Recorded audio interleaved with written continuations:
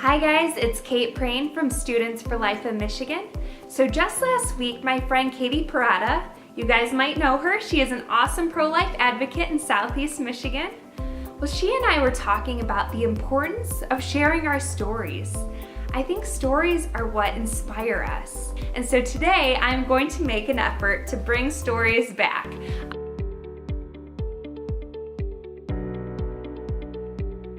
I was 13 when I first heard the calling from God, and you might think like calling from God, okay, I've never had anything like that. So I think God knew I was so stubborn, he had to be very specific.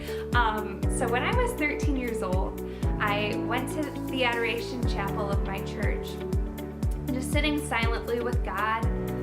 Honestly, I was a little bored, a little bit distracted, but praise God that he works through everything, because that was the day that changed my life. And I heard him speak to my heart so clearly, like I have never heard him before. And one of the things that he told me was to save his babies. It wasn't an audible voice, though to me it seemed like it was. That's how clear the calling was. God makes the arrangements always in his timing, and I went to hear this pro-life speaker named Brian Kemper, and he has lived quite the life. You know, he was a drug dealer, he was a Satanist, he was, in his own words, the biggest scumbag that you could think of. Brian, however, turned his life around by the grace of God, and he's now an amazing pro-life advocate. At the end of his talk, he had invited everyone in the crowd to make a vow with God. And he said that a vow is the most serious commitment you could ever make.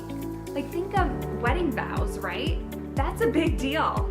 And his vow invitation was to make a vow with God to become more active in pro-life work and to defend the preborn. That night, I opened myself up to the will of God, and I went outside of myself.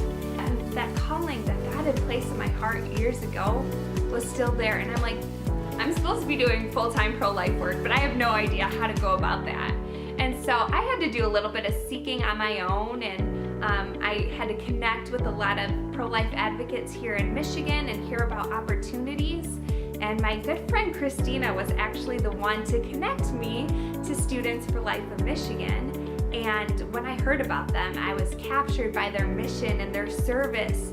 And so I decided to approach the executive director and just say, like, I love what you guys do, and I've been praying about it, and I feel like the Lord is calling me to work for your organization. And granted, they were not even hiring at the time. And Kristen said, okay, well, I'm gonna pray about it.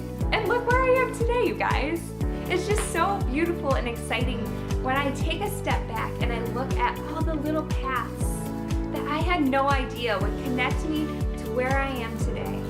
Just trust in the Lord and seek his direction and be open to whatever he is willing to do in your life, to wherever he is willing to take you. I want you to know that you have so much mission and purpose, and that you are changing hearts and saving lives daily. So thank you for listening to my story, and please, I'm so excited to hear your story. Thank you guys.